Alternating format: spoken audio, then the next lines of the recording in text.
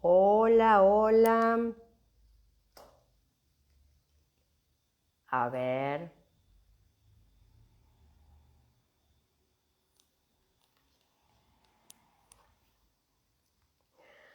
Hola, buenas noches.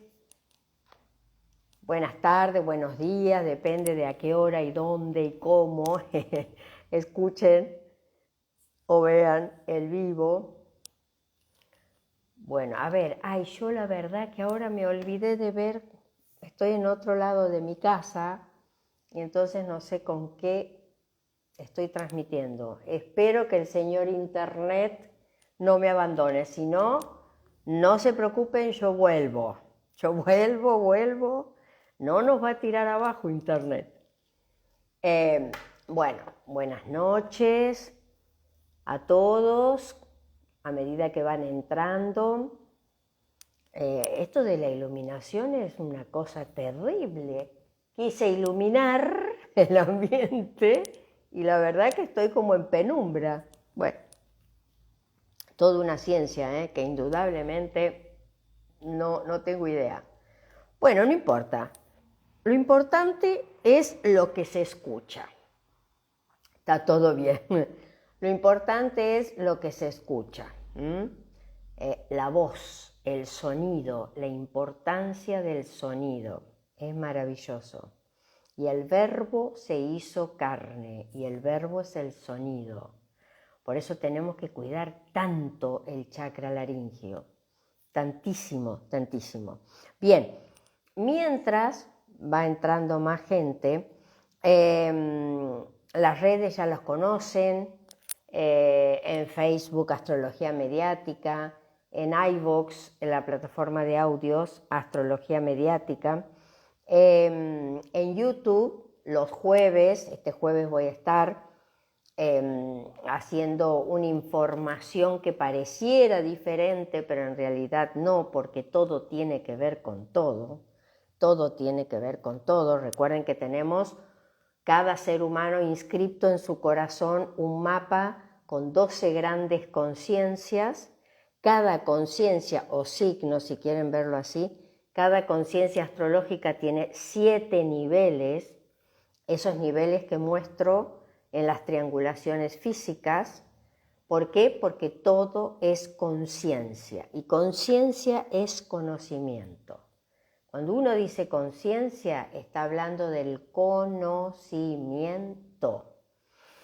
Bien, el conocimiento es del ocultista. ¿Qué es un ocultista? Un ocultista es aquel que entra en los misterios de la creación, entra en los misterios de la vida, entra en los misterios de lo que se denomina esotérico, ¿bien? Que después, a medida que la humanidad toma conciencia, va siendo cada vez más expansiva su mente, se va añadiendo más conocimiento. ¿Por qué? Porque todos tenemos que saber, hola Estelita, porque todos tenemos que saber quiénes somos y para qué estamos. De acuerdo al ciclo de humanidad que estemos viviendo, es la información de la que nos podemos hacer cargo. ¿Bien? Así que nosotros estamos trabajando mucho aquello que se requerirá para este tiempo de grandes cambios que necesita la jerarquía humana, los representantes de Shambhala en nuestro planeta, los guías, los devas, los ángeles, seres que tienen una conciencia muy diferente a nosotros, a quienes estamos aquí en esta 3D. Pocos seres humanos tienen la conciencia de lo que es el verdadero ocultista, el verdadero esotérico, que está muy relacionado con lo que es el místico. Bueno, después hablaré de eso.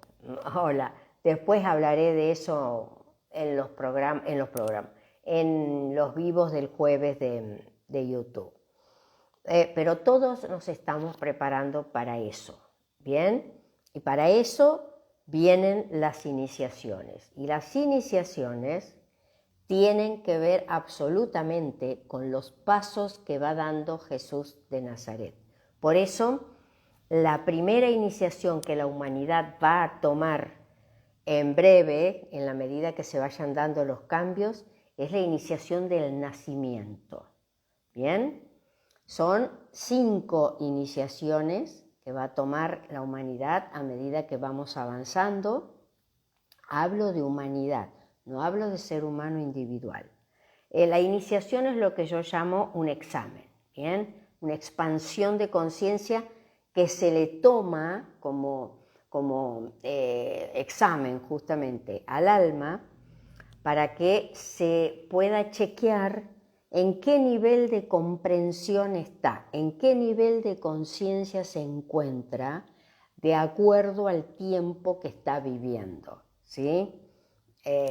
Las iniciaciones que se van a producir como humanidad siempre, no sé, de aquí a 25.000 años, imagínense que no va a ser el mismo nivel de conciencia que tenemos ahora. Aquella humanidad será más sutil, será más cósmica, será más conectada, cosas completamente diferentes a las que nosotros estamos viviendo aquí, lamentablemente. Bueno,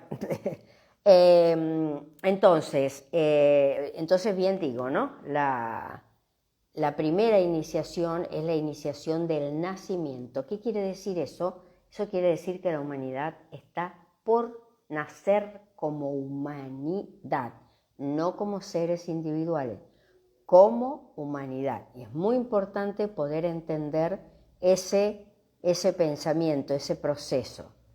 Estamos ante las puertas de la iniciación virtual de ese Plutón en Acuario, que durante 20 años va a hacernos trabajar con la frecuencia acuariana. Y eso es muy fuerte para todo lo que venimos viviendo, porque se terminan 200 años de energía de tierra para empezar 200 años de energía de aire.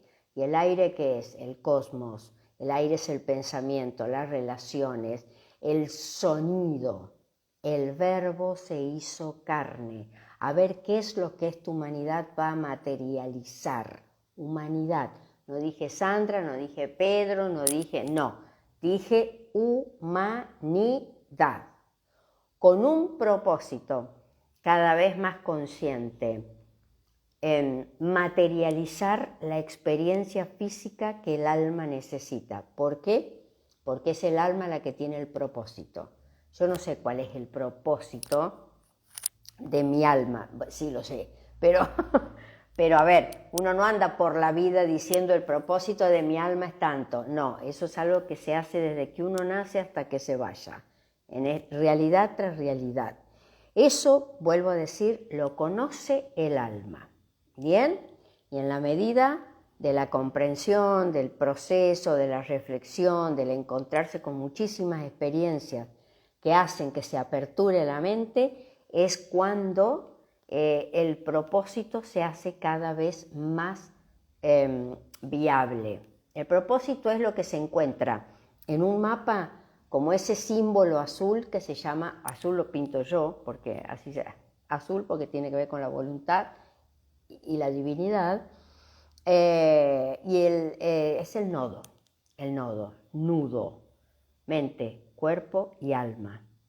Ese es el que va a marcar toda la vida cuál es el norte, y de acuerdo al norte va a trabajar el karma, ¿sí? El karma tiene que ver con el alma, experiencias no realizadas, y el nodo tiene que ver con lo que Sandra, física, va a ayudar a su alma a que concrete, porque ese es el sentido de estar un alma en un cuerpo físico, ¿no? Venir a ver qué tal es comer no sé qué, ir viajar, hacer esto, no, sí, eso es una parte, pero recuerden que nosotros somos almas experimentando la vida física, segundo a segundo. Aunque nosotros estemos distraídos con otra cosa, todo eso va quedando sutilmente impreso en la energía del alma, que después eso se lleva en ese proceso de la muerte física hacia lo que son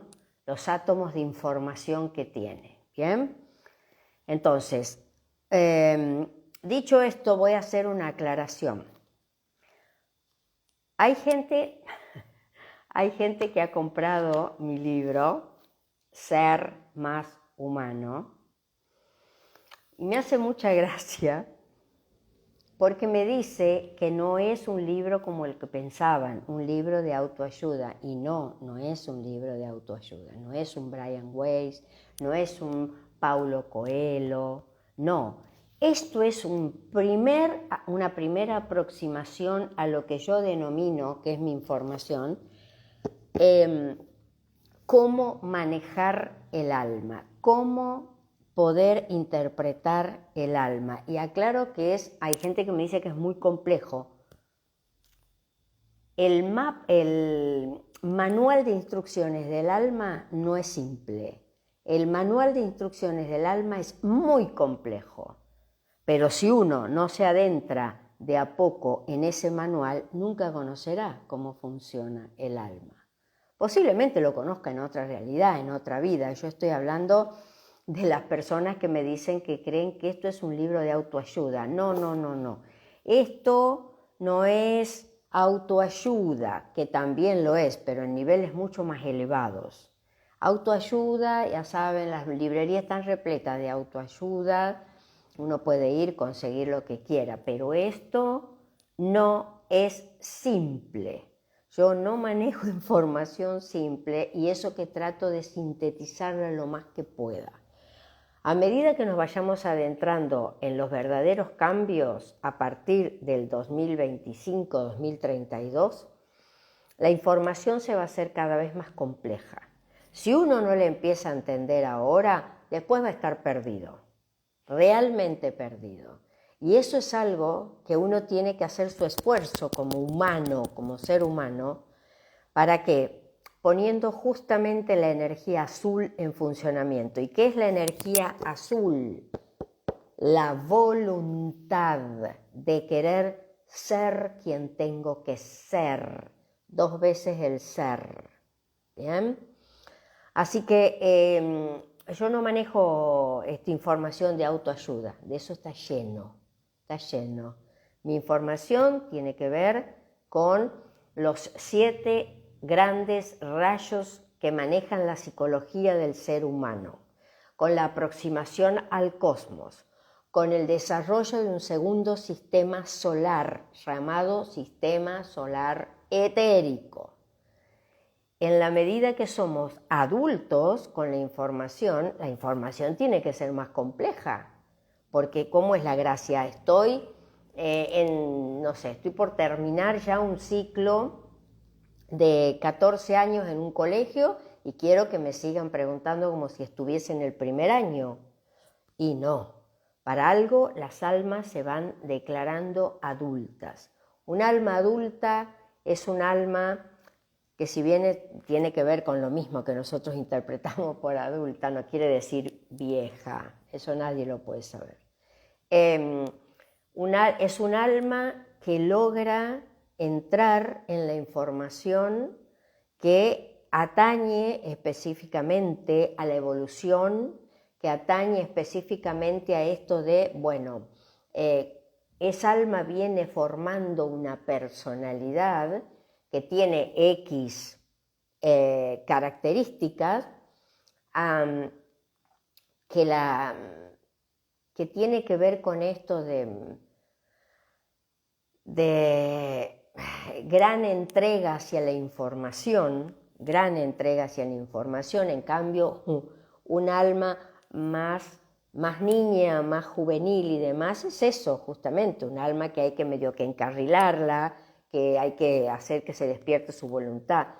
La verdad es que la información es muy amplia, pero lo que yo siempre digo es esto: si uno pudiera realmente mostrar los cambios que vienen, creo que nos pondríamos en 2 minutos a intentar entender lo que necesitamos entender.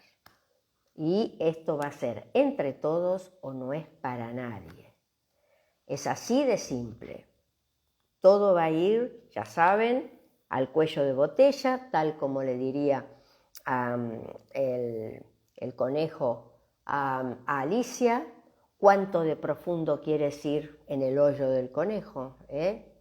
Todo depende. ¿Me quiero quedar en la superficie? está bárbaro, te puedes quedar en la superficie, no hay ningún problema. Pero después, cuando vengan los cambios, cuando los tiempos sean, cuando todo empiece a abrirse, bien, y en esto vuelvo a decir que el año próximo es el año del final de un montón de cosas, muchísimas cosas, y en esto está muy bueno empezar a sentirlo, porque no es pensarlo, es sentirlo, ¿sí? Vamos a ver, un minutito, a ver Maru, a ver si por un minuto puedo hablar con alguien, después seguimos, aquí tengo caballo. Maru Escuderi, vamos a ver. Transmitir. Otra vez me quedo, y Maru, no, me parece que apretó mal, otra vez. Y yo me quedo aquí pintada, no puede ser. ¿Qué dice? Activó el video. ¿Y ahora? Ah. ¿Y ahora qué pasa, Maru? ¿Vamos a hablar o no? Ah, no. ¿Ah? ¿Me escuchás? Sí, te escucho, te escucho. No, te estoy siguiendo, pero no sabía que salía en vivo. Ah, sí, esto es en vivo, corazón. No, está bien, si no quieres salir no hay ningún problema. No, me encanta escucharte, por favor, pero bueno, se ve que toqué algo. Sí, sales como una voz así en off. ¿Eh? Sí. Bueno, perdón, pero te No, sigo escuchando. bueno, te mando un beso, te mando un beso. Un beso, un beso. Bueno, bien. Entonces es muy interesante que podamos empezar a trabajar desde lo que maneja la mente abstracta. La mente abstracta es el alma, no es la mente de Sandra. La mente abstracta se maneja por analogía. La analogía es, presta atención a los diferentes pasos de la vida de Jesús, de tu Creador, de tu Padre, de tu Dios con minúscula,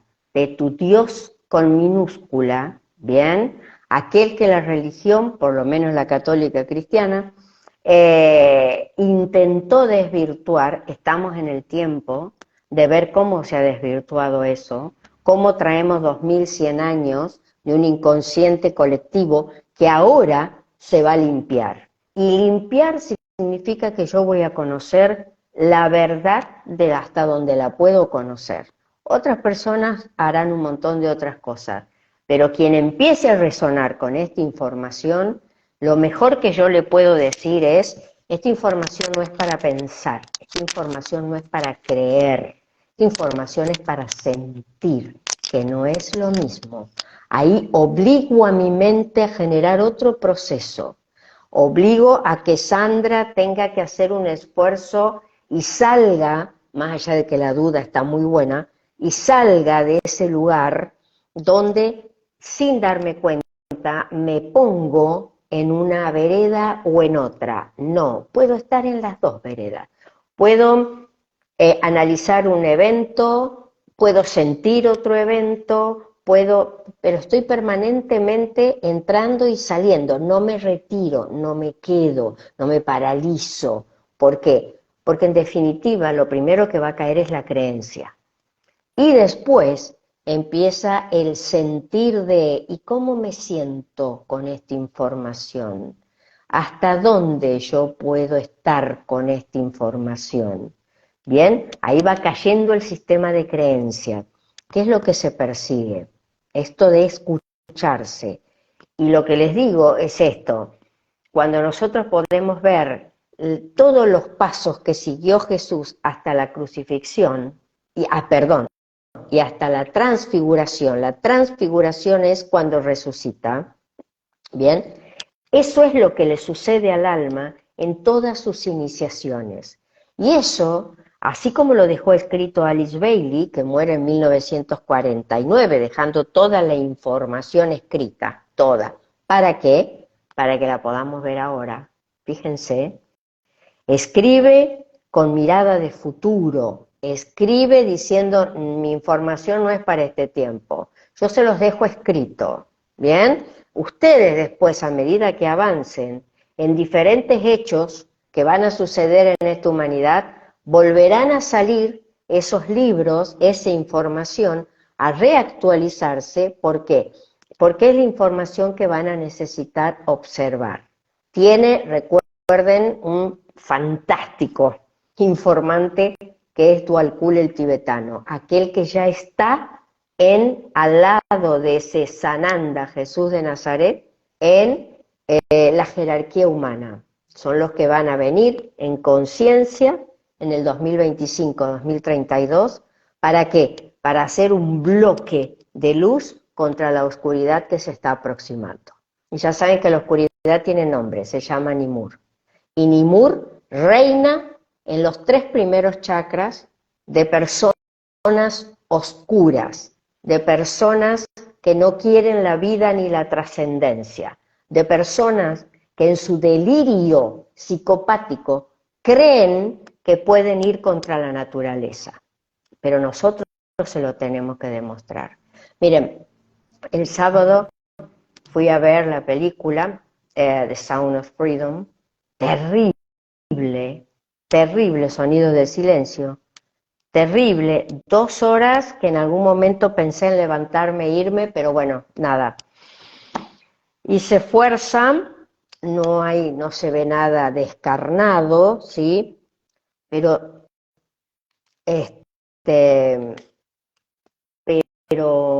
digo, hay 2 frases para mí que las estoy repitiendo desde ese momento con todas las personas que estoy viendo, que a mí me demolieron.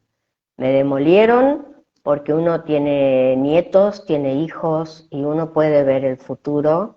Si nosotros no hacemos algo, vienen contra la vida, y la vida es desde que nacemos hasta la adolescencia. Van a esa vida. Niños, Dios mío. Lo peor es que después el que me baja los videos es YouTube, no es Instagram. Pequeños que a los 4 años ya ven interrumpida su inocencia, y tal como dice ahí la frase de este personaje tan fabuloso que lo hace a través de su gran, lo que sea, creencia, lo que sea de Dios, que yo aplaudo eso, porque está usando su creencia, la está usando en pos de hacer algo positivo, no en pos de manipular, meter miedo y demás, que es lo que también se viene, y mucho. Dice 2 frases que yo creo que hay que recordarlas permanentemente para ver la lucha que se viene. Una bolsita del polvo blanco se vende 1 vez por día. Un pequeño en el tráfico que ya sabemos hasta 10 veces por día. Hemos dejado que esto avance hasta aquí. No nos podemos dar ningún premio. No podemos, con la vergüenza que significa eso. Me da vergüenza ver la información que hay afuera, desinformando, llevando la atención de uno para cualquier lado, menos para donde tiene que ir. Lo que viene es muy serio. Es mucho más serio de lo que uno lo puede poner en palabras, porque lo vamos a tener que experimentar. Y vuelvo a decir algo y se van a acordar de mí. El año próximo es un año puente, casi si se quiere de descanso, aunque no va a ser así, porque a partir del 2025-2032 esto va a ser una ruleta rusa permanente. Cada uno verá cómo lo va a internalizar a esto. Esto ya verán que de autoayuda no tiene nada. Bien, yo no voy a decir que los pajaritos, que meditemos, ya pasó ese tiempo. Eso ya pasó.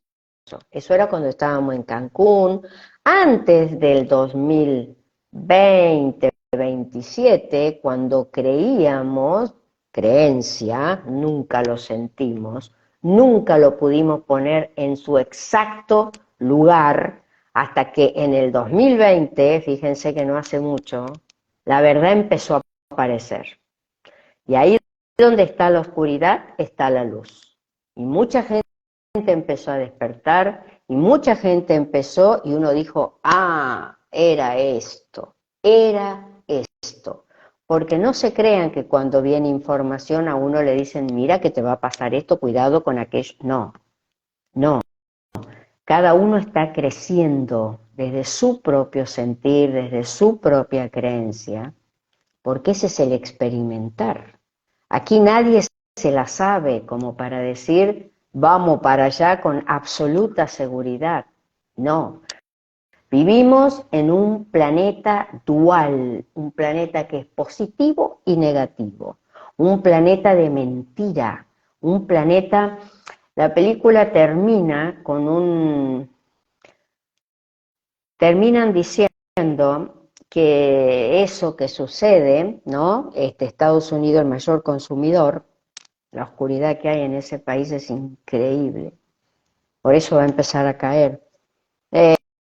En breve,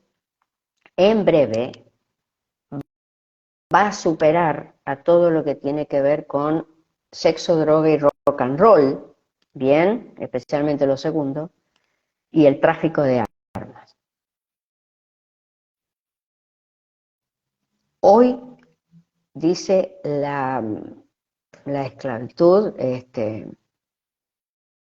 está en su punto más alto. Nunca existió como hoy. Fíjense la oscuridad. Fíjense esas personas, no puedo hablar, esas personas que creen que la vida vale un manojo de dólares o una bolsa de algún polvo, que después hacen lo que quieren, que después lo abren y siguen vendiendo, como si fuese una bolsa de papas. Ese nivel es el nivel de involución de Nimur. Ese nivel, esa oscuridad no se saca de la noche a la mañana. Por eso me enferma y me pone loca cuando escucho gente que dice, en 5 años estamos en la luz, a no ser que esté muerta y allá arriba, seguro. Seguro, eso seguro.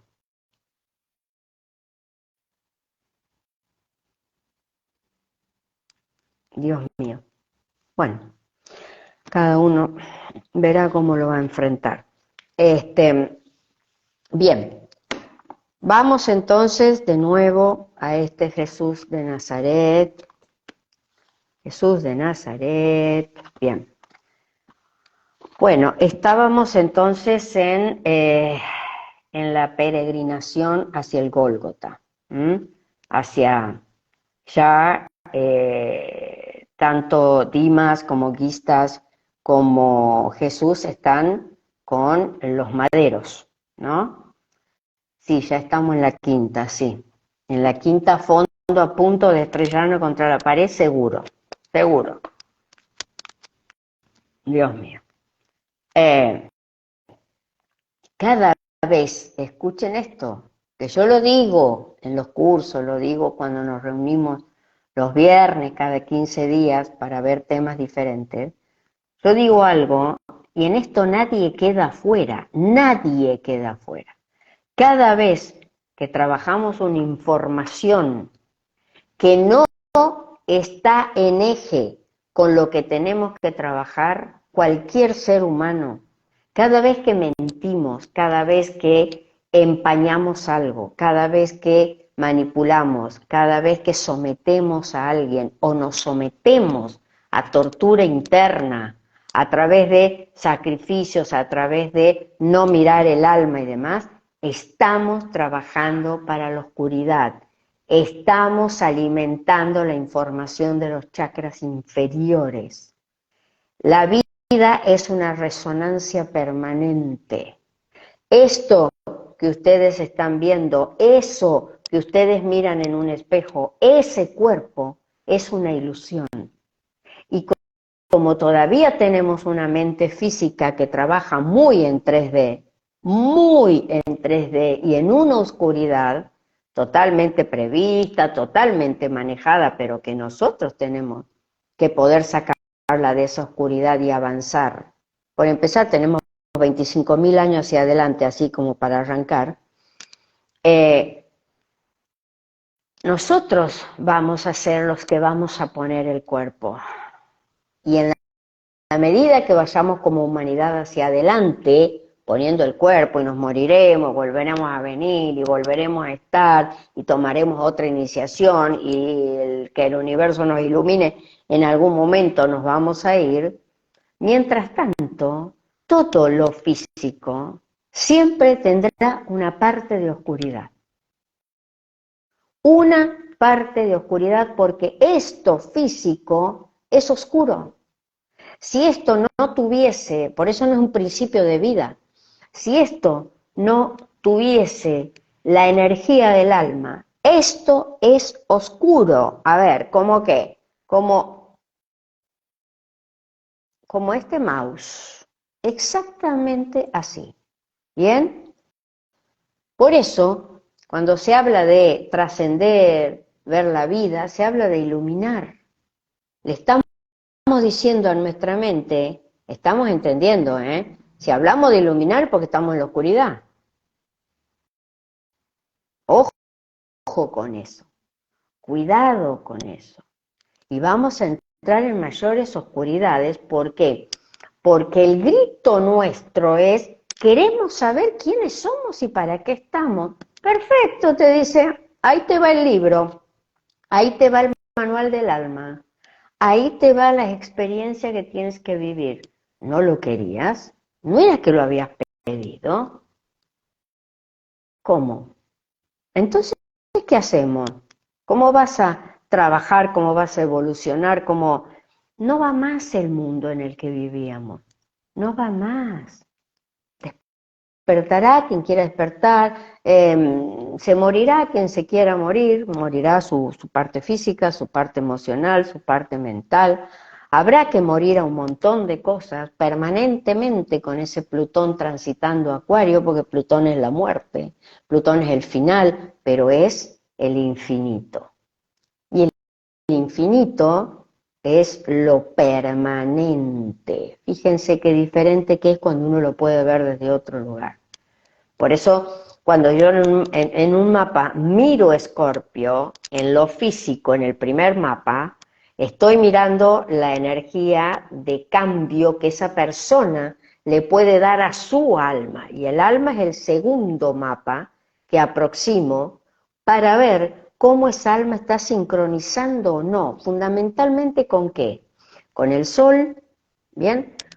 Con el karma y con el nodo. Esos son los 3 puntos más importantes. ¿Por qué? Porque en el primer mapa me quedó la luna.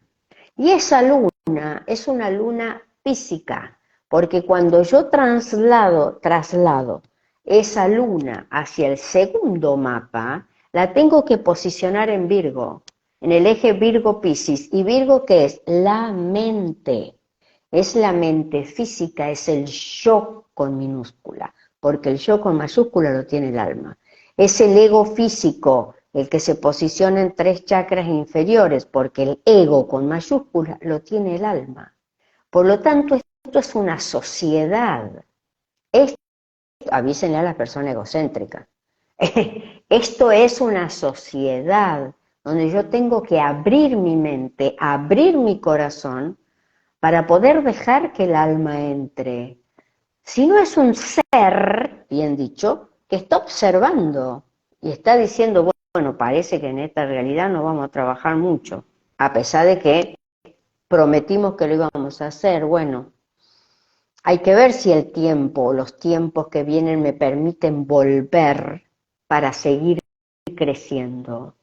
Porque lo que se produce en los cambios cósmicos es que se traslada seres de un planeta a otro, como ha sucedido después del hundimiento de Atlántida, ¿bien? Por eso pareciera que la historia comienza en Sumeria, pareciera que la historia comienza en Sumeria, cuando en realidad lo que ha sucedido es que nosotros registramos esa historia ¿Por qué? Porque también negamos Atlántida antes, por lo tanto para nosotros no hay una continuidad. Hasta en eso trabajamos negativamente. Nos coartamos la libertad de entender cómo venimos trabajando. Y lo venimos haciendo con absoluta conciencia, ¿eh? Por eso digo, es posible que mucha gente aquí en América del Sur crea que la historia comienza con Colón viniendo en el año 1492. ¡Qué corta nuestra historia! Ahora, en la medida que vayamos avanzando, se va a ir descubriendo cada vez más.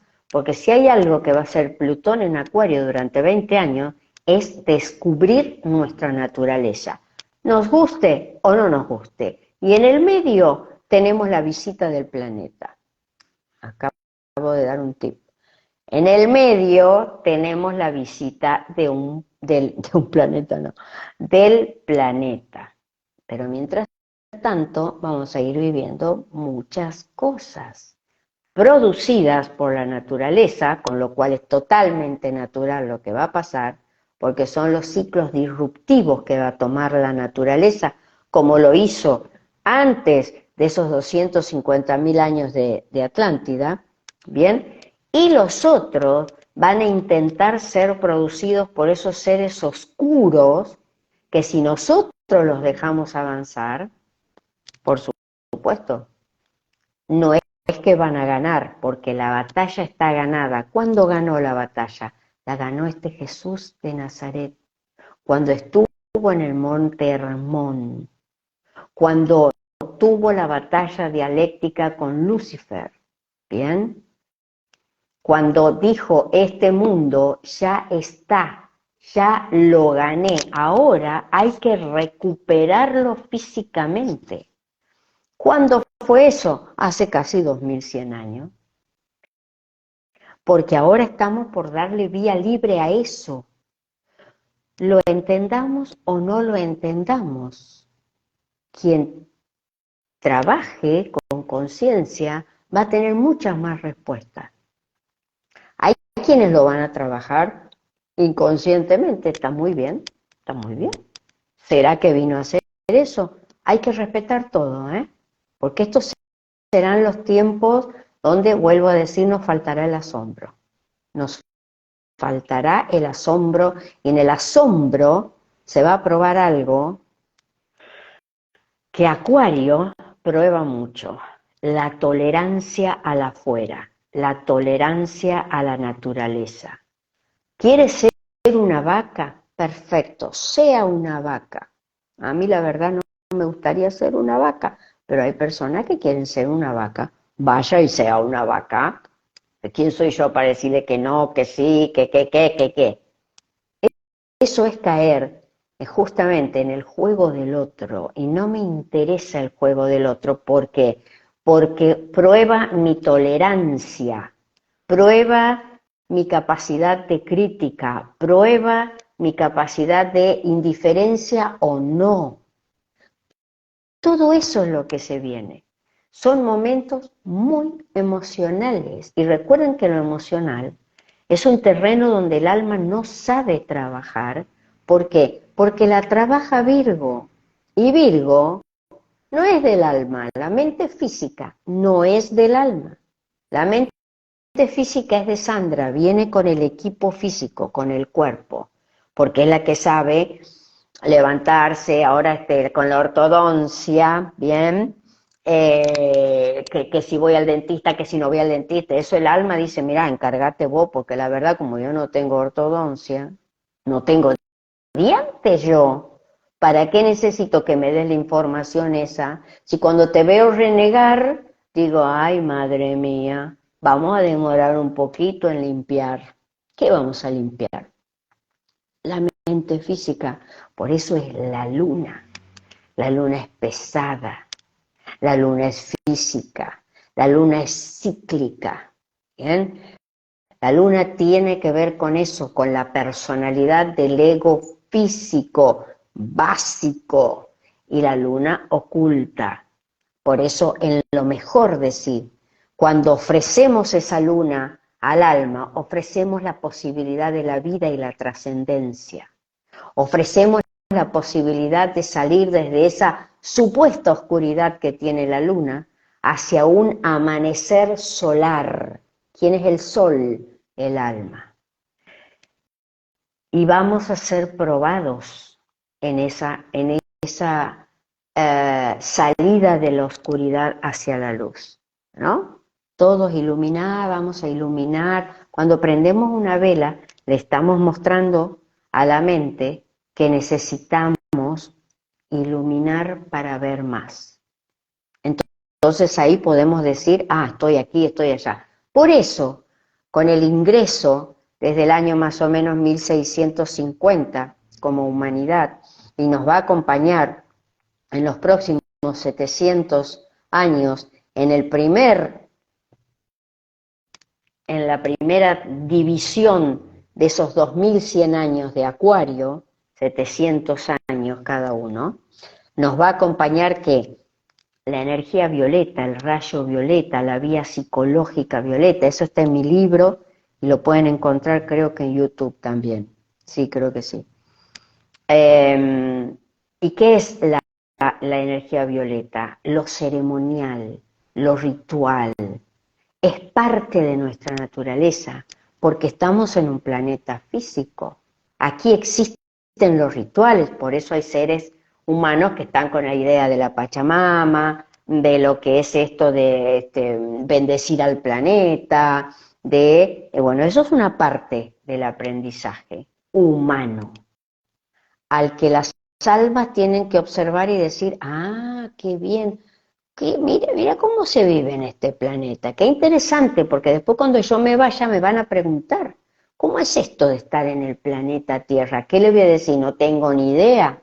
Si estuve mucho tiempo, muchas vidas, muchas realidades, ¿no?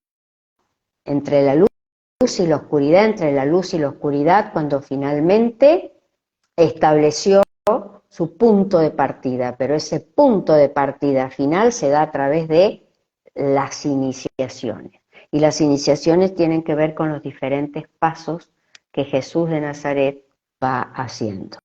Nuestro Padre, nuestro Creador. Y les pido por favor, esto no es religión. No es religión.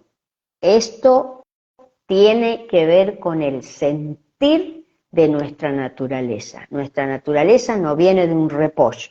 Nuestra naturaleza cósmica como alma viene de un ser inmenso que puede, con su imaginación, generar, por ejemplo, planetas, sistemas solares, estrellas.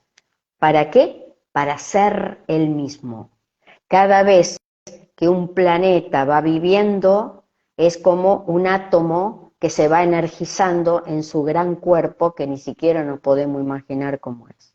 Porque es todo, es el akasha, es lo sutil, es lo denso, es aquello que nos permite, con un gran amor que ni siquiera sabemos de qué se trata, equivocarnos, volver a levantarnos, amar, perder, sufrir, llorar, esclavizar, vender, comprar. Pero después siempre está la posibilidad de la luz, porque la oscuridad también es nuestra enseñanza. En la oscuridad, en un planeta negativo como este, todavía, con un cuerpo negativo como este, bien, todavía, ¿por qué? Porque la luna es negativa, y la luna es la productora de la energía física de los cuerpos, bien, con planetas como Marte, como el planeta Tierra, como Plutón, que son, ¿qué? Negativos.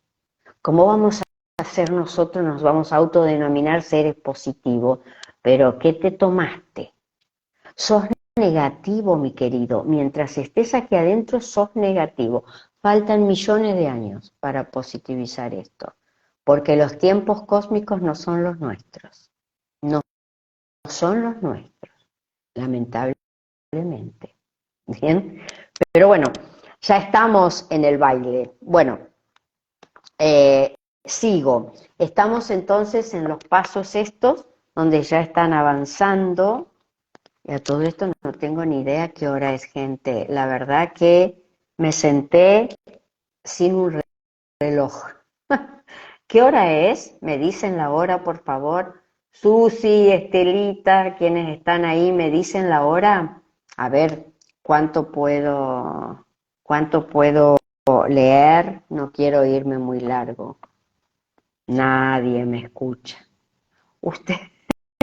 ¿Alguien me pasa la hora? No, nadie. Bueno, no sé. Estoy mirando a ver si encuentro un reloj. Ah, 21:45. Muy bien, muchas gracias. Bueno, me avisan, 21:45, me avisan por favor cuando sea las 22:30. No quiero hacerlo muy largo, no quiero hacerlo muy largo. Bueno, seguimos entonces acompañando a Jesús de Nazaret que va avanzando hacia el Gólgota. Bien, estamos viendo la energía física funcionando, ¿sí? Ante la mayor oscuridad de lo que es la entrega de Roma, impulsada ¿por qué?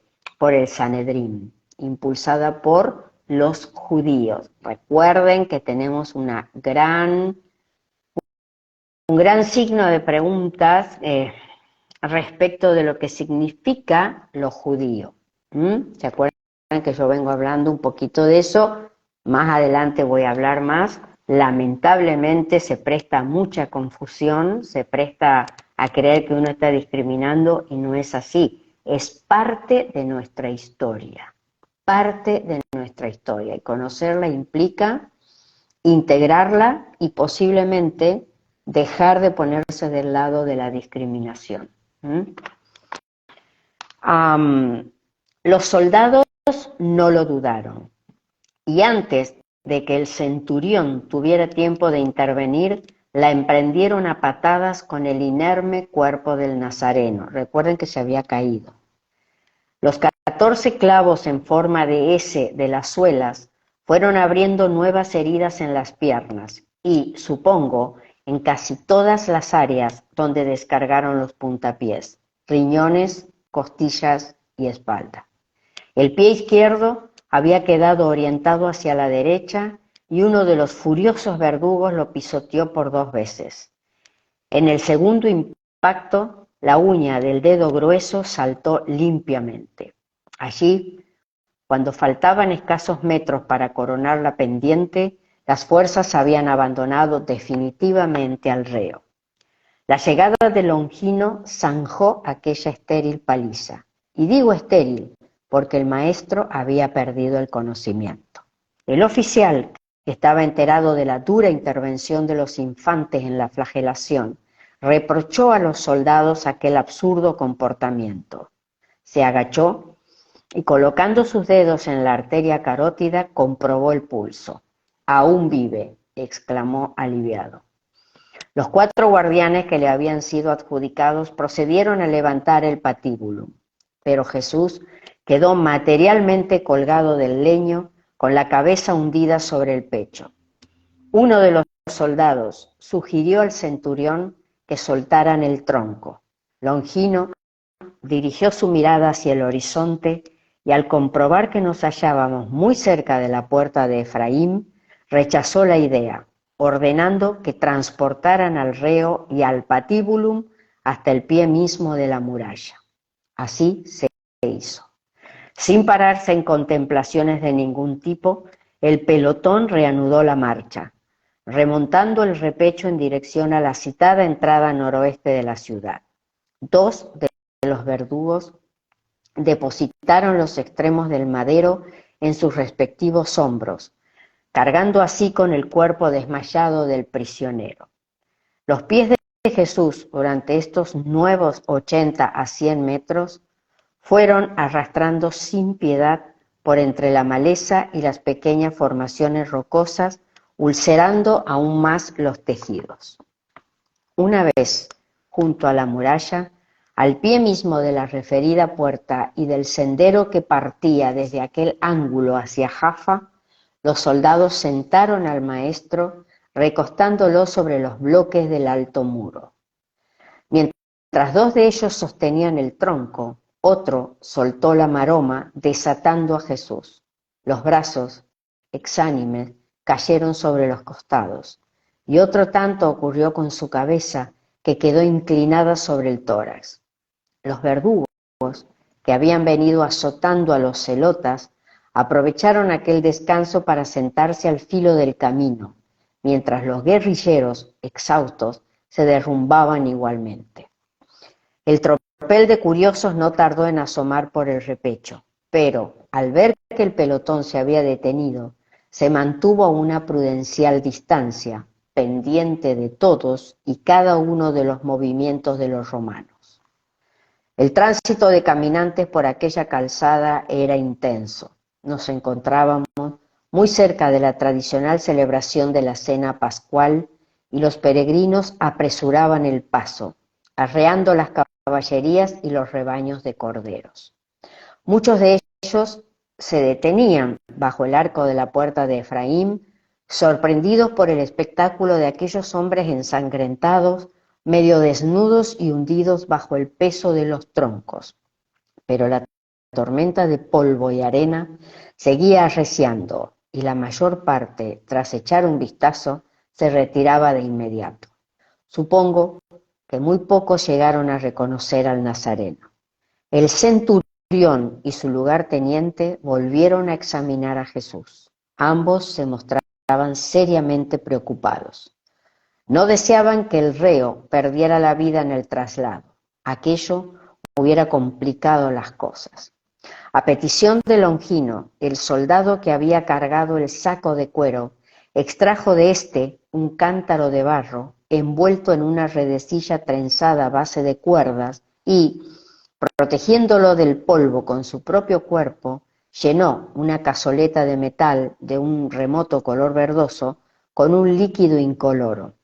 El centurión aproximó el recipiente a los labios de Jesús, que, al contacto con lo que en un principio identifiqué con agua, reaccionó favorablemente.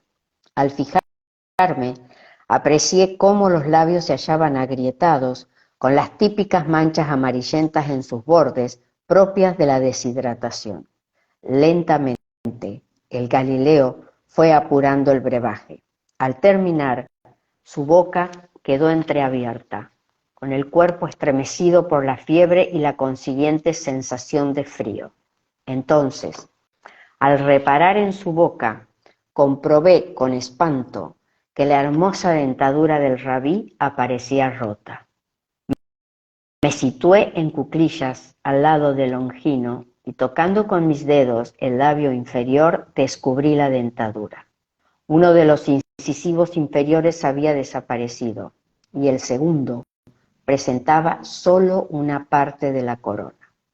Aquellas pérdidas solo podían haber ocurrido en alguna de las 4 caídas, en mi opinión, en la primera o en la cuarta y última.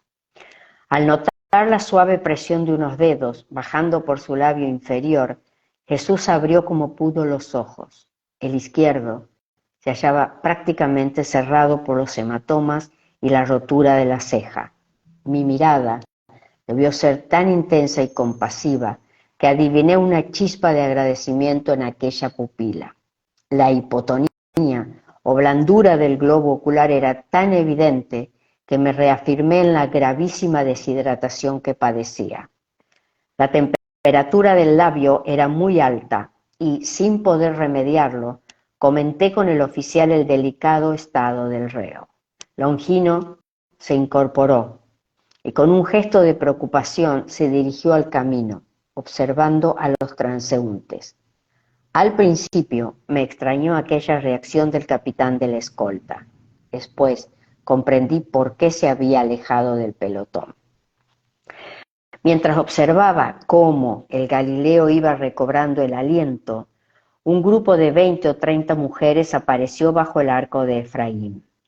Indudablemente venían al encuentro del maestro, porque al descubrirlo al pie de la muralla se detuvieron, avanzaron tímidamente y cuando se hallaban a 3 metros, uno de los romanos les cortó el paso con su lanza.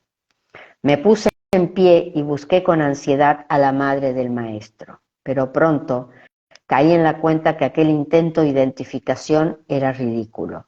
Yo no conocía a María. Las mujeres rompieron a llorar. Fueron unas lágrimas amargas y silenciosas. El Galileo giró entonces la cabeza y al contemplar al grupo de judías inspiró profundamente. Después, ante la sorpresa general, exclamó con una voz ronca: Hijas de Jerusalén, no lloréis por mí, llorad más bien por vosotras mismas y los vuestros. El viento golpeaba los mantos de las hebreas que no cesaban de llorar, y Jesús, tras una breve pausa, añadió: Mi misión está casi cumplida. Muy pronto me iré con mi Padre, pero la época de terribles males para Jerusalén no ha hecho más que empezar. Los escalofríos arreciaron y, haciendo un último esfuerzo, concluyó: Veréis llegar días en los que digáis: benditas las estériles y aquellas cuyos senos no amamantaron a sus pequeños. En esos días pediréis a las rocas que caigan sobre vosotras para libraros del terror de vuestras tribulaciones. Aquellas mujeres habían sido valientes, mucho más que los discípulos y amigos del Maestro.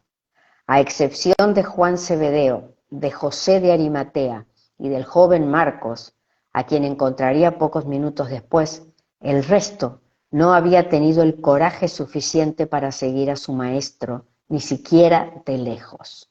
El Nazareno, en mitad de su turbación, tuvo que darse cuenta, y quizás por ello dirigió aquellas palabras al puñado de seguidoras. El soldado, sujetando el pilum con ambas manos, obligó a retroceder a las judías. Pero una de ellas, en lugar de obedecer, se adelantó hasta el infante mostrándole una moneda. Después susurró algo al oído del verdugo. Este aceptó el dinero y, tras comprobar lo que encerraba la mujer en su otra mano, la dejó pasar. La hebrea, a quien yo había visto en las faenas domésticas del campamento de Getsemaní, corrió hacia el rabí y, clavando las rodillas en el suelo, extendió su mano izquierda, depositando algo en los labios del Nazareno. Eran pasas de Corinto, uno de los frutos preferidos de Jesús. La buena mujer logró introducir hasta 3 pasas en la boca del maestro. No hubo tiempo para más.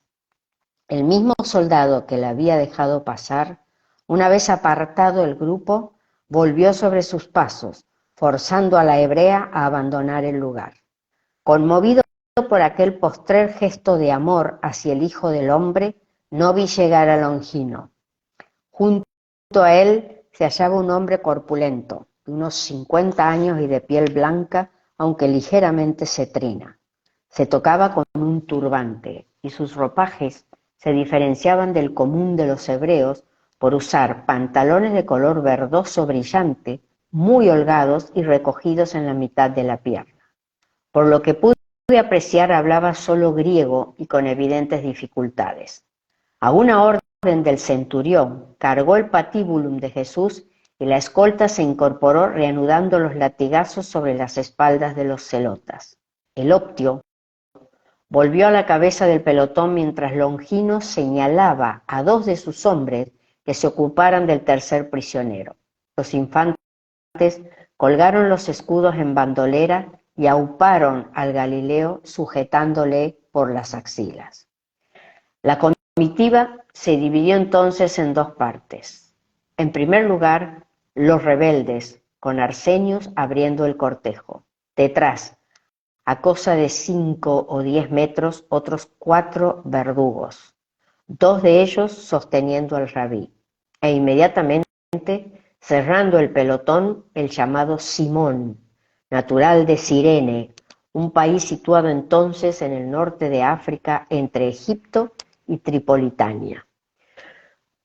Durante el tiempo en que el Galileo permaneció colgado de la cruz, tuve ocasión de intercambiar algunas palabras con aquel sirenio, elegido por el centurión por su fuerza física.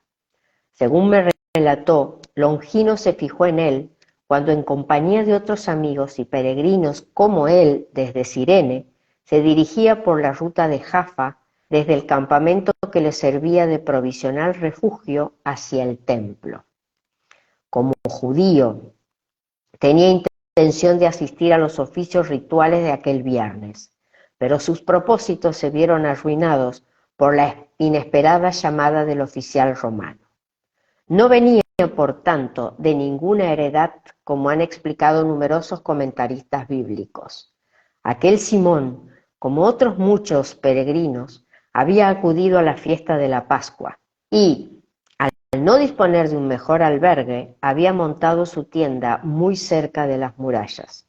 De ahí el error de Marcos, capítulo 15, versículo 21, cuando afirma que volvía del campo. Por supuesto, tantos errores. Por supuesto, en aquel tiempo, Simón de Cirene no conocía prácticamente a Jesús. Algo había oído, sí, sobre sus prodigios y curaciones, pero al menos en aquellos históricos momentos, la tragedia del Hijo del Hombre no le afectó lo más mínimo. Cumplió con lo que le habían ordenado, permaneciendo después, durante algún tiempo, cerca de las cruces por pura casualidad, por pura curiosidad. Envueltos en la silbante tempestad de arena, los soldados cruzaron el camino, dispuestos a salvar los últimos metros que nos separaban del lugar de ejecución. Los hombres que ayudaban al Nazareno habían pasado los brazos de éste por encima de sus respectivos hombros, sujetando al reo por la cintura y por ambas muñecas. Y así, inválido, arqueando la pierna derecha con dificultades y con la izquierda inutilizada, aquel despojo humano fue socorrido y trasladado hasta el pie del Gólgota. De acuerdo con mi cómputo, la vía dolorosa, nunca mejor empleado el calificativo, había supuesto un total de 480 metros aproximadamente. Eran las 12:30 horas del viernes 7 de abril. Medio cegado por las partículas de polvo y tierra, a punto estuve de tropezar con las rocas calcáreas que se derramaban de aquel paraje, en aquel paraje al noroeste de la ciudad. Sin saberlo, me encontraba ya al pie del Ras o Cabeza, también conocido por Calvario y Gólgota. Aunque la visibilidad aún era aceptable, los remolinos de arena dificultaron mi primera exploración de aquel lugar. Solo, después del fallecimiento del Nazareno, una vez calmada la tormenta y libre el sol del singular fenómeno que se registraría pasadas las 13:30, pude analizar con un cierto sosiego el punto donde realmente me hallaba. El centurión y sus hombres conocían bien aquel cerro rocoso, porque de eso se trataba en realidad, y se apresuraron a alcanzar la cima. El primero y más grande de los peñascos tenía una altura máxima de 6 o 7 metros, tomando como referencia el nivel del sendero que lamía casi las bases de ambos promontorios. El lugar, por supuesto, resultaba ideal para este tipo de ejecuciones públicas. Se levantaba a un centenar de metros de la mencionada puerta occidental de Efraín y, como digo, al pie mismo del transitado camino hacia Jaffa. Si realmente se pretendía impresionar a los habitantes y peregrinos de la ciudad santa, aquel constituía un punto de notable interés. En lo que concierne a las dimensiones del Gólgota o cabeza, esto no lo voy a leer porque la verdad... Bueno, aquel en definitiva iba a ser el escenario de toda una serie de trágicos y desconcertantes sucesos. ¿Cómo describir aquel lugar y aquel momento? ¿Cómo transmitir la inmensa soledad de Jesús de Nazaret al pisar la calva pedregosa del Gólgota? Hoy, al enfrentarme a esta parte de mi diario, he estado a punto de abandonar. A mí también me fallan las fuerzas, estremecido por los recuerdos. Y si he vuelto al relato de este primer gran viaje, ha sido por respeto a la promesa hecha a mi hermano Eliseo. Espero que aquellos que lleguen a leer este testimonio sepan perdonar la pobreza de mi lenguaje. La ascensión hasta la rodeada plataforma que coronaba el peñasco, que creo haber anotado ya como de unos 12 o 15 metros de diámetro, fue muy breve.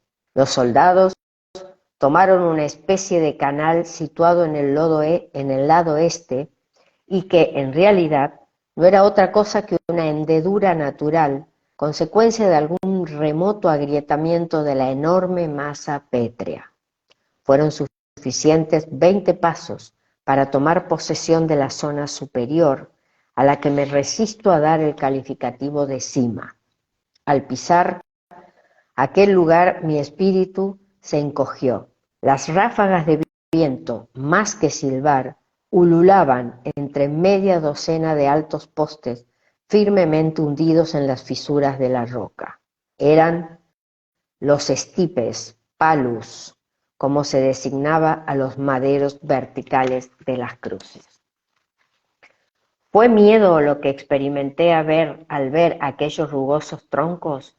Ahora, en la distancia, supongo que tuvo que ser una mezcla de terror y decepción.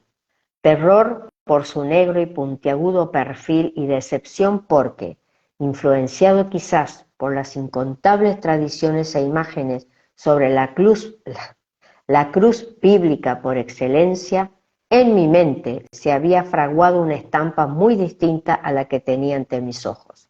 Aquello no tenía nada que ver con las majestuosas, pulidas y hasta esmeradas cruces que han sido y son representadas por las iglesias o por casi todos los maestros universales de la pintura y de la imaginería. Frente a mí, en el centro casi del lomo convexo del Gólgota, solo había 6 árboles mutilados, desnudos, mostrando aquí y allá las cicatrices circulares y blanquecinas donde antaño habían florecido otras tantas ramas. Aún conservaban la cenicienta y áspera corteza propia de las coníferas. Solidificados entre los vericuetos de las superficies se encontraban algunos reguerillos resinosos. Casi todos presentaban en su parte baja numerosas muescas que permitían ver la sólida cara de la madera. Pero en aquel instante no supe adivinar a qué se debía. En sus extremos, los estipes, cuyas alturas oscilaban entre los 3 y 4 metros, aparecían afilados muy toscamente, como si los responsables del patíbulo hubieran pretendido sacarles punta a base de machetazos. Eran las únicas zonas claras de aquellos siniestros fantasmas alineados en 2 filas casi paralelas. La separación entre poste y poste no llegaba a los 3 metros. En cuanto a los otros palos, habían sido clavados 4 o 5 metros más atrás, y uno de ellos, el situado hacia el oeste, se hallaba inclinado. Sin duda, las cuñas de madera que servían para estaquillar el árbol habían cedido. Déjenme hacer un pequeño paréntesis. La simbología, la gran simbología de que Jesús, ese Jesús de Nazaret, llega para inaugurar la era de Piscis a la que nosotros estamos por darle final, recuerden, después de los eventos cósmicos y cuando este planeta tenga nuevamente alineado su eje polo sur y polo norte, que eso va a suceder de acuerdo a la astronomía en el año 2117, este Jesús de Nazaret vino a mostrar que la humanidad comenzaba un tránsito de casi 2100 años, ¿bien? Que tenía que cerrar sí o sí la violencia física y emocional que representa la oscuridad para lo material. La oscuridad, es decir, aquel no hacer de la vida física, de un cuerpo, de algo que tenemos que cuidar, que querer, no digo poseer, que es lo que se hace, no. Usar la materia y después amorosamente dejarla. Eso sería un desapego a voluntad, una muerte a voluntad. Jesús cierra la era de Aries. La era de Aries fue la era de las conquistas, la era de la violencia, la era de un Alejandro Magno llegando hasta sus 33 años hasta la India y volviendo y haciendo grandes conquistas, de una Roma que se presenta como la sangrienta, la estamos viendo trabajar en este Jerusalén cuando permite que se ajusticie a este Jesús. ¿Bien?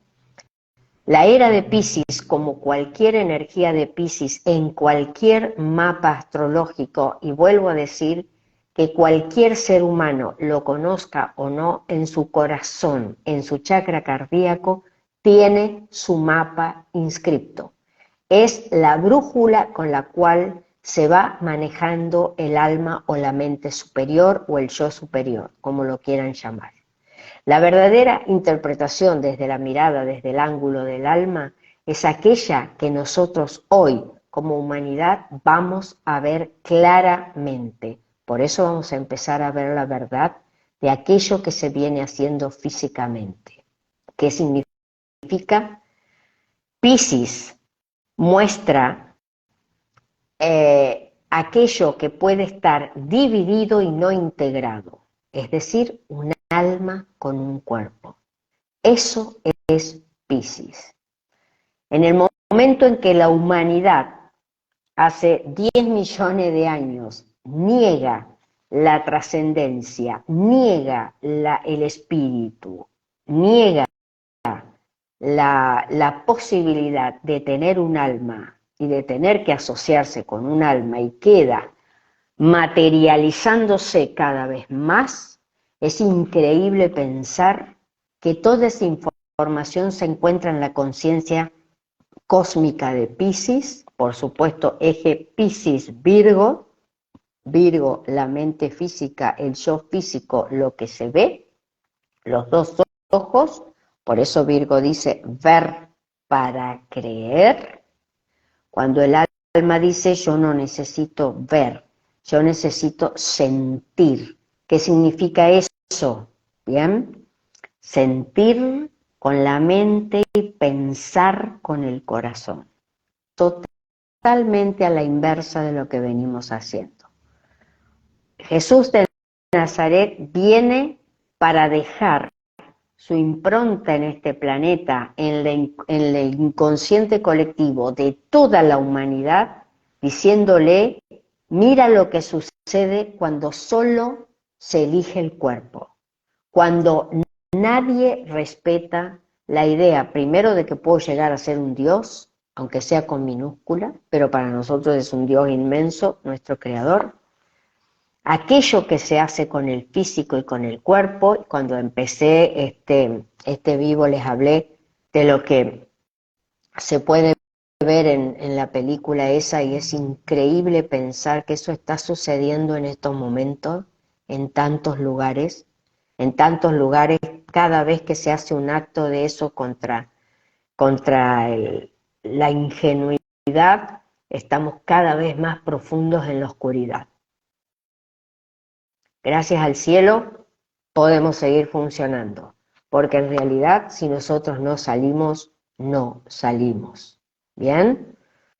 Este Jesús de Nazaret está mostrando con su cuerpo lo que puede pasar con un cuerpo, lo que puede pasar cuando un alma abandona la trascendencia y empieza a manejar la oscuridad. El alma no es Heidi, el alma es exactamente lo que yo estoy viendo de una persona. Si una persona está castigando a otra, está disfrutando con ese castigo, y fíjense cuántas formas hay de castigar a otro y generar el disfrute en esa persona, en la persona que lo está haciendo, ¿bien? En un psicópata. Un psicópata nunca está conectado con sus emociones, por lo tanto al otro ni lo reconoce, ni lo reconoce, es un objeto. Para un psicópata una persona es esto, por lo tanto esto puede ser violado, matado, torturado, abierto, y otras palabras que no las puedo decir, ¿bien? Y por eso ahora nos vamos a enfrentar así, en chiquitito, a este Saturno que empezó a transitar en marzo de este año y se va a despedir de ese Piscis, el señor del karma, se va a despedir en abril del 2026, en el medio tenemos el 2025-2032, y cada uno cosechará su siembra. Cada uno lo hará desde el lugar que su alma viene trabajando y desde aquello que uno mismo prometió y dijo yo te voy a ayudar a hacerlo. Y a ver hacia dónde era esa ayuda. Nadie va a quedar sin saber quién es y para qué está. El problema va a ser si lo puede integrar. Y ahí tengo ese Piscis trabajando. Porque Virgo tiene una gran capacidad para separar la paja del trigo. El problema es que la paja se queda durante mucho tiempo en un lado y el trigo se queda en otro. El tema es unirlo para entender qué es lo que está pasando con un cuerpo y con la energía que anima este cuerpo. ¿Qué hace un médico? Un médico solo ve un cuerpo, una máquina. Nunca va a ver el alma. Por eso tiene que aprender a comprometerse emocionalmente con la otra persona, cosa que le da terror a la ciencia. Le da terror. Por eso ahora se están haciendo atrocidades a nivel de ciencia. Desde un niño de plástico diciendo que lo pueden alimentar, que yo me pregunto, ¿y dónde está el alma de ese niño? Porque la verdad no está, no se puede fabricar el alma, ese es el problema. Y hay seres humanos que creen que tienen esa capacidad. Hasta ese punto de oscuridad, primero han llegado esas personas y segundo, nosotros que seguimos apañando eso. Pero yo siempre tengo confianza, ¿eh? Con todas las situaciones que vienen, vamos a tener que trabajar. Vamos a tener que trabajar. Bien, sigo.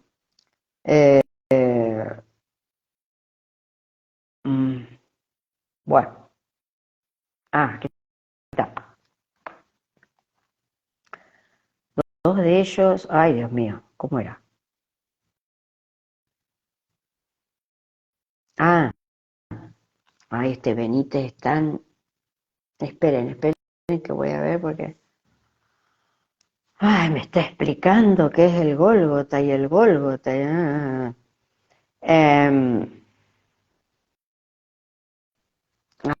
Aquí era...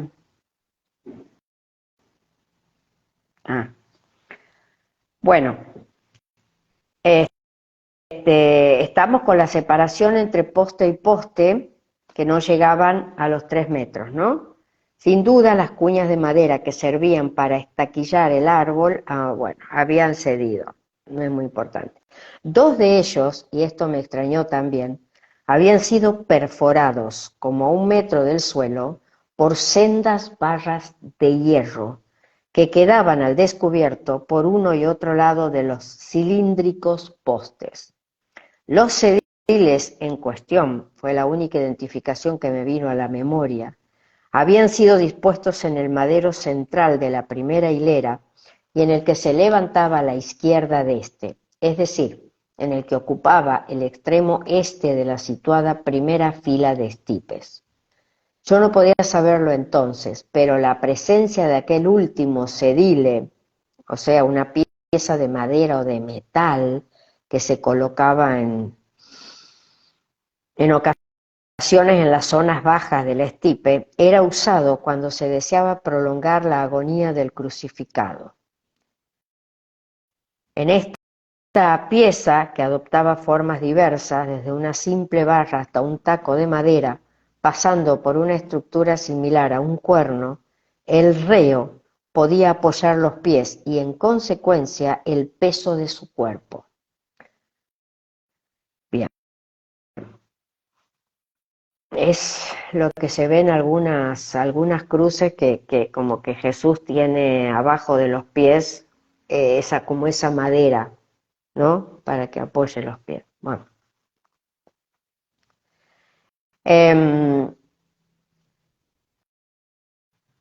Yo no podía saberlo entonces, pero la presencia de aquel último sedile resultaría de cierta trascendencia en lo que podría calificar de diálogo entre el Galileo y uno de los celotas.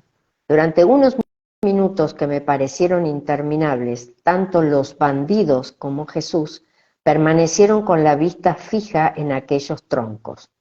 El silencio, quebrado por la tempestad, fue dramáticamente significativo. Pero aquella tensa situación duraría poco. 7 de los soldados tomaron posiciones rodeando los 3 primeros árboles, mientras el que había cargado con el saco de cuero se apresuraba a revolver en su interior, rescatando una serie de herramientas. La sangre se me heló en las venas al ver un manojo de clavos, creo recordar que conté 15, 2 martillos provistos de grandes cabezas cuadrangulares de madera, unas tenazas de mugrientos mangos de cuero, una cadena de 1 metro de longitud y un machete de cortas dimensiones y ancha hoja. Los terroristas, hipnotizados al pie de los estipes, salieron pronto de su mutismo. 2 miembros de la patrulla habían empezado a soltar la maroma que amarraba al patíbulum al más viejo de los celotas. Aquella fue la chispa que encendió uno de sus últimos ataques de histerismo y desesperación. Al intuir que él había sido elegido como primera víctima, comenzó a aullar, sacudiendo el madero con sus brazos y propinando patadas a los mercenarios romanos. Longino, que parecía esperar aquella reacción, ordenó algo a un tercer soldado. Este se situó por detrás del reo y agarrándole por el pelo dio un fuerte tirón inmovilizándole. Sin perder un segundo, el centurión se hizo con una de las lanzas y tras apuntar con la base del fuste a la cabeza del prisionero, le propinó un golpe seco que le hizo perder la conciencia. Una vez liberado de las ataduras y mientras era sostenido por los 2 infantes, el que le había inmovilizado terminó de desgarrarle la maltrecha túnica, respetando, sin embargo, el taparrabo. Con una precisión y soltura que me dejó perplejo, aquellos romanos tumbaron boca arriba al inconsciente guerrillero, extendiendo, la expresión más exacta sería tensando, sus brazos sobre el madero. Al tratarse de un patíbulum perfectamente cilíndrico, cada uno de los infantes, encargados de tirar de los brazos, se arrodilló frente a uno de los extremos del leño, sujetándolo con sus rodillas y muslos. De esta forma, se lograba una aceptable estabilidad durante el proceso de enclavamiento. Cuando los verdugos consideraron que el patíbulum se hallaba perfectamente retenido, hicieron una señal con la cabeza y el soldado, responsable de la impedimenta, acudió hasta la cabecera, arrodillándose también sobre la blanca roca. Sus musculosas rodillas hicieron presa en la cabeza del reo, aplastando prácticamente sus oídos. Simultáneamente, aunque aquella última medida de seguridad no parecía necesaria en el caso del inerme bandido, un cuarto mercenario unió los tobillos, rodeándolos con la cadena.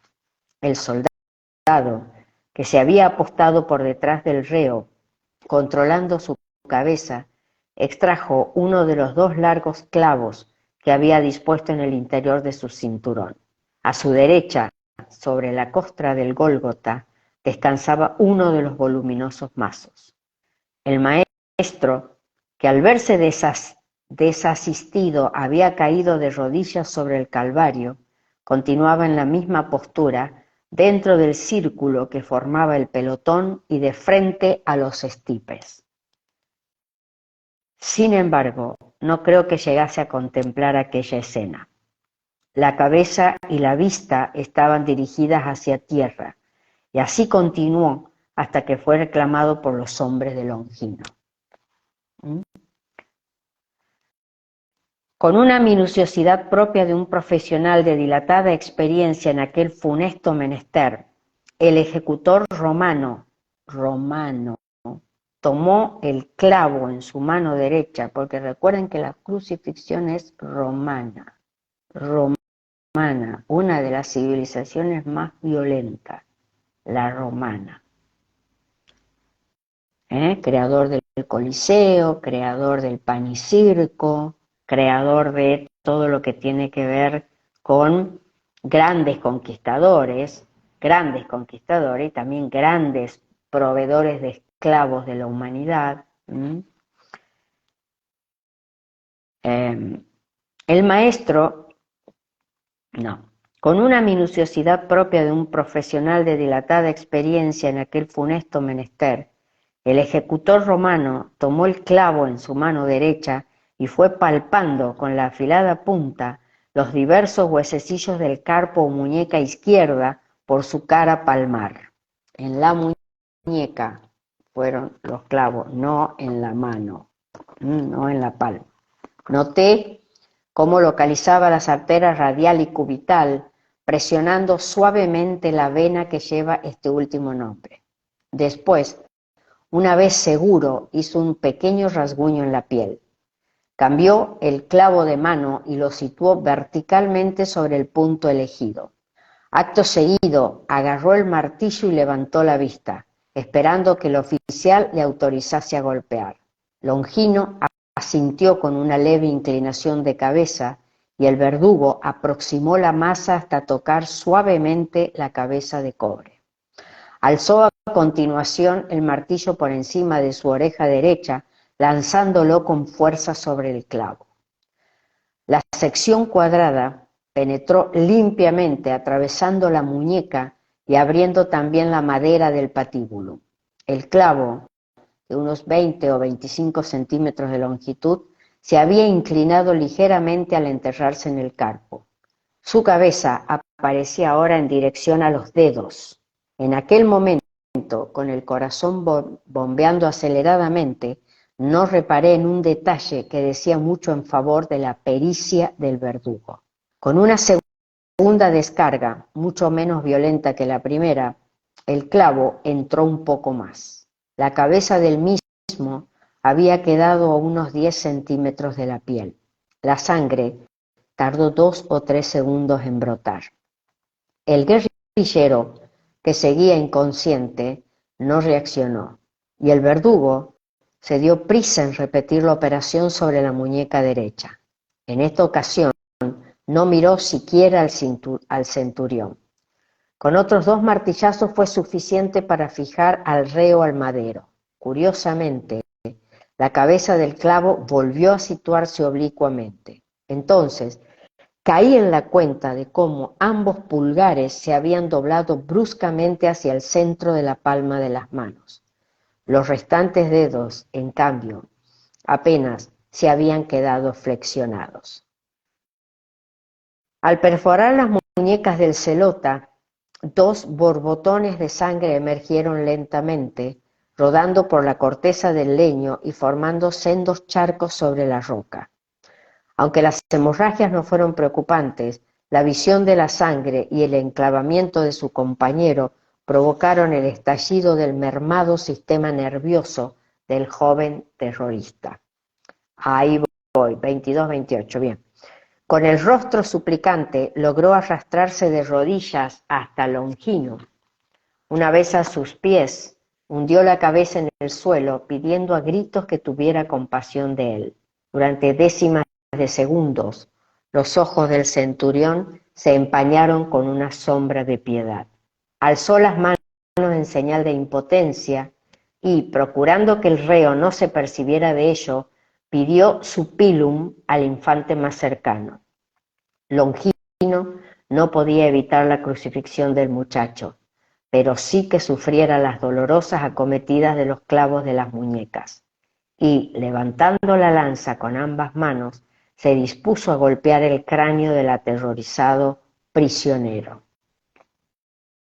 Bueno, vamos a dejar aquí. Como verán, la próxima semana ya estamos en la crucifixión propiamente dicha. Y vuelvo a decirles algo, lo que estamos observando es la crucifixión de la humanidad física, la humanidad violenta, la humanidad oscura, de la que todos, sí, gracias, de la que todos formamos parte. Lo que vamos a hacer de aquí en adelante con la llegada de los seres que nos acompañan desde hace tiempo para que podamos revertir nuestra situación evolutiva en este planeta, es justamente empezar a trabajar la oscuridad de lo físico. Por eso, cada vez más vamos a tener situaciones físicas. El planeta es físico, el planeta va a empezar a manifestarse. No hace falta que les diga mañana va a brotar un volcán. No hace falta, porque va a ser todo lo que se les ocurra desde ahora en adelante, porque la activación es energética. A medida que en el 2025-2032 se aproxime esa fuerza energética de la luz, la oscuridad va a ser cada vez más fuerza por ganarnos, Y recuerden que si todos tienen un cuerpo, todos tienen 3 chakras negativos, y a partir del 4º es cuando el alma puede expresarse. Lo que vamos a ver nos va a dejar con la boca abierta. Porque una vez que se abre una puerta, se abren los demonios. No es que existan los demonios. No, eso lo dejo para la religión. Los demonios tienen que ver con nuestras partes más oscuras. Entonces, lo que vamos a necesitar es preservar nuestra energía interna, quitar el 100% de la mirada de afuera, dejar de darle identidad y autoridad a lo físico, a lo emocional negativo, al sexo, droga y rock and roll, a Heidi, el alma es Heidi, y entonces la desinformación anda muy, muy a las anchas en este mundo. Recuerden, cada vez que nosotros nos alejamos de lo que tenemos que hacer, estamos brindándole información ¿a quién? A la oscuridad. Le estamos diciendo, vos tranquila, seguí nomás, que aquí total estamos todos descerebrados, descorazonados, no entendemos nada de nada, lo que escuchamos no nos entra, y porque total esto no tiene consecuencia. Fíjense, todo tiene un sentido externo y un sentido interno. Y ese va a ser el gran trabajo de este Piscis, de este Saturno en Piscis, ¿bien? Trabajando desde este 8 de marzo, 8 de marzo, trabajando permanentemente, porque recuerden que la información del eje Piscis-Virgo, especialmente Piscis, Virgo es la humanidad, Piscis es la información, el inconsciente colectivo, el inconsciente que tiene que ver con la información cósmica. Piscis es aquel que va a tomar examen, a ver hasta dónde dejamos con la información ya así verbalizada, hasta dónde dejamos que lo físico nos gane la pulseada, hasta dónde vamos a seguir negando que tenemos un alma, que somos mucho más que lo que se ve. Esto que se ve, como se dice en sánscrito, es maya, ¿bien? Es kama manas, kama deseo, manas mente. Deseo tener un cuerpo perfecto, deseo la perfección. Está en otro planeta entonces, nos sacamos pasaje para otro planeta porque aquí no existe. Seres negativos, almas negativas, un planeta negativo, ¿a dónde tengo? La perfección. Ese es el Mal mensaje de un Capricornio. Capricornio negativo es la matrix, es la estructura, es lo institucional, lo institucionalizado, es la puerta que nos permite ver, si queremos, que detrás nuestro existe el alma. Ahora, si yo me quedo con el Capricornio negativo, Capricornio eje con Cáncer, lo que voy a ver justamente es eso, el querer perfeccionar lo físico. ¿Qué quiero perfeccionar? La ilusión. Y la ilusión después se diluye. ¿Y con qué me quedo? Me quedo con la tristeza, me quedo con la involución, me quedo con el retraso, me quedo con la angustia y lo que es peor, algo que el año próximo, cuando Plutón entre en Acuario durante 20 años y va a entrar en el mapa de toda la humanidad, porque así funciona el universo, el cosmos, la energía, la información baja para todos y a ver cómo la recibe cada uno, ¿sí? El vacío existencial. El vacío existencial. ¿Para qué estoy? ¿Quién soy? ¿Para qué me levanto? ¿La vida que tengo me satisface? ¿Qué vine haciendo hasta ahora? ¿Cumplí mis sueños o cumplí el sueño de otro? ¿Qué estoy trabajando? La vida es esto, levantarse, tener plata, tener la mejor casa, el mejor auto, no sé, viajar 6 meses en el año. No, no, porque el corazón y la mente van para todos lados, ¿eh? Ese es el problema.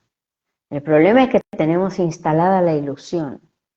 Y justamente en mi libro, que no es un libro de autoayuda, cuando ustedes pueden observar lo que significa el ingreso desde el año 1650 más o menos, el ingreso de lo que es el rayo violeta o la vía psicológica violeta, que es una configuración psicológica que la humanidad tiene que tomar para avanzar, ustedes pueden observar ahí lo que significa trabajar el equilibrio. Y el equilibrio está como información para todo el mundo, y el que no pueda tener equilibrio ya elegirá su destino. Bueno, ha sido elegido hace mucho, pero ahora lo va a materializar. Bueno, se ha hecho muy tarde. Les agradezco, espero sus comentarios, compartan, bueno, y nos vemos el martes próximo. Buenas noches.